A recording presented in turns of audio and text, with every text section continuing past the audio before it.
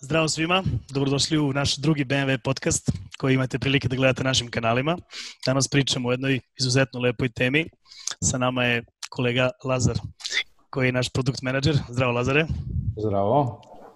Moje ime je Srđan i ja ću sa Lazarom da porazgovaram na temu novih modela i onoga što nam je BMW spremio, što je već negde nas, da kažem, propratilo kroz ovu godinu i što nas čeka u toku ove godine i godina koje nam slede. Pa reci nam, Lazare, šta je to lepo od modela koje smo imali prilike da vidimo nedavno i šta nam se još sprema do kraja? Pa, probat ću da budem sažet, pošto je tema prilično široka, imamo dosta toga novog, imali smo dosta toga novog i u 2018. Ali ajde da ne idemo toliko daleko, u 2019. smo imali nekoliko jako zanimljivih premijera krajem godine. Želeli smo ta vozila između ostalog da pokažemo i na sajmu, ali eto, to ostaje za neku drugu priliku. Tu su kod nas u salonu, tako da eto ima šta novo da se vidi i kod nas sad kad polako počne i krene poseta salonima. Recimo za početak serija 1, treća generacija BMW-ove jedinice. Jako dobro prodavan model, jako uspešan model. Ova nova generacija donosi i potpuno novi dizajn i naravno nove tehnologije i mnoge opcionale koje ranije nisu bili dostupni u jedinici i ono o čemu se možda dosta pričalo i polemisalo, donosi prelazak na prednji pogon.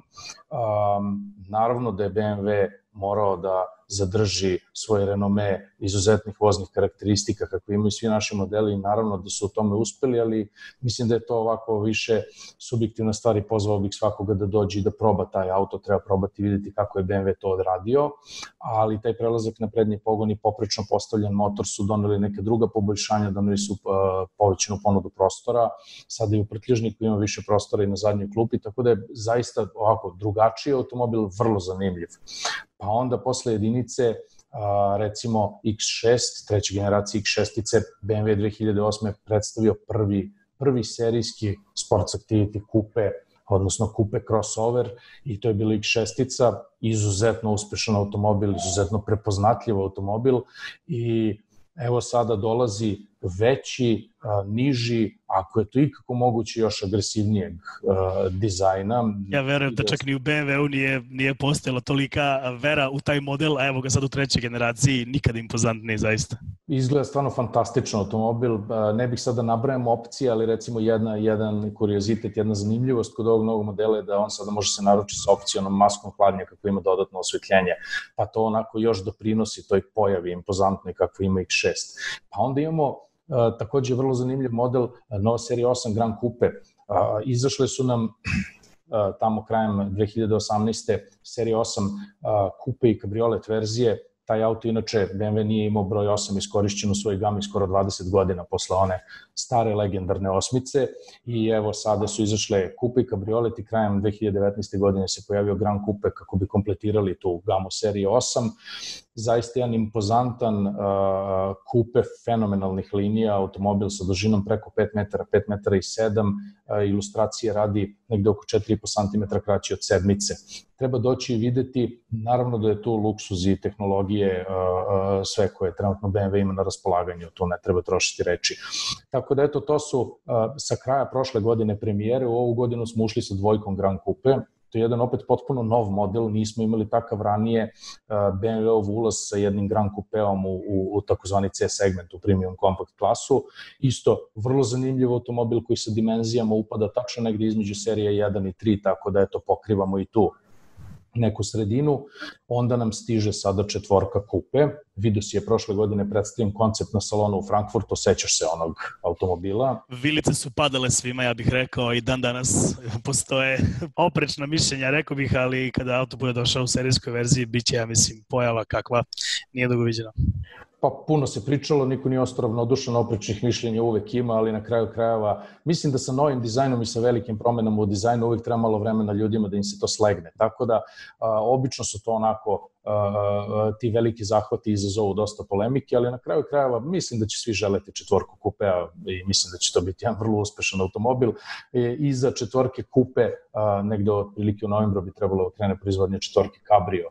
tako da nova serija 4 će krenuti kao i osmica i završiti nekim Grand Coupeom sledeće godine i imat ćemo evo sada na leto facelift serija 5 i 6 GT, to je takođe interesantno, petica koja je izuzetan automobil, ali dobit će malo dotezanje, neke nove tehnologije, neke malo dizajnerske dodatke, tako da svakako dosta zanimljivosti pred nama.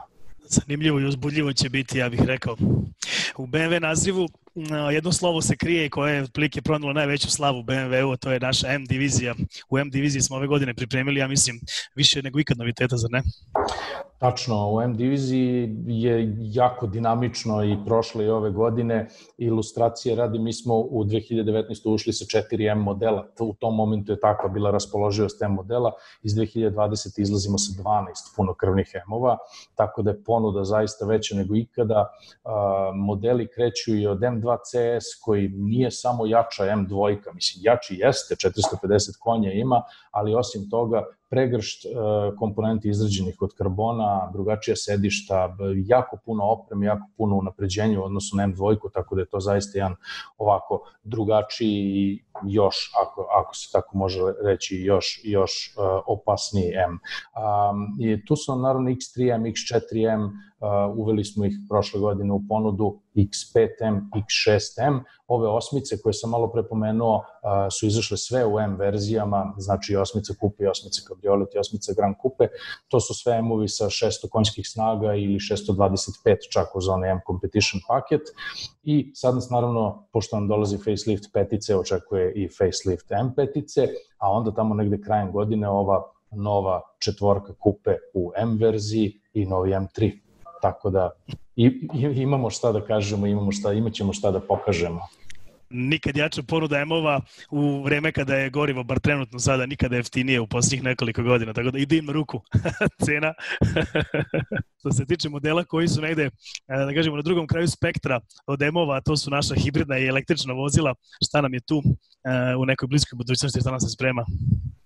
Pa to je interesantno, tu se dosta toga radi jer upravo zahvaljujući tome BMW sebi može da priušti tolike M-ove, pošto je regulativa toliko stroga da se gleda ukupne emisije svakog proizvođača i proizvođači sada da bi imali velike motore moraju to da kompenzuju jako štedljivim vozilima, tako da zbog toga i polako odumiru i nestaju neki jako veliki motori.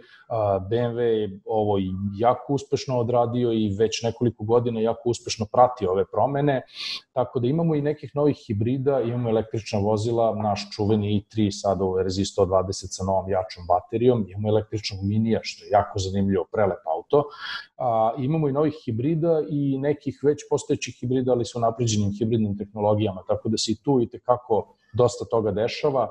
Tu je, recimo, imat ćemo sad peticu hibrid sa X-Drive pogonom, trojke hibridi, X1, X2, X3, X5 hibridi. Meni je X5 recimo lično jako zanimljiv zato što je jedan toliki automobil takvih dimenzija, sada može potpuno na struju da se vozi po gradu, recimo nekih 50-60 km, može i dalje, ali sad to je već pitanje načina vožnje i to je već sasvim druga tema, ali u svakom slučaju jedan automobil koji može potpuno na struju da zadovolji neke normalne dnevne potrebe vozikanja po gradu, što je vrlo zanimljivo. Naravno, tu je uvek motor sa unutrašnjim sagorevanjem da uskoči kad treba. Fascinantno je koliko tehnologija iz generacije u generaciju, kako dođe novi pogon, pa se napravi generacija sledeća, prosto nisu više skokovi mali, to su sad prelazi već izuzetni. Ono što je delovalo da juče kao daleka budućnost, modeli su nam tu sada, ne na pragu, nego su nam bukvalno u salonima i već je potpuna realnost postala cela ova priča.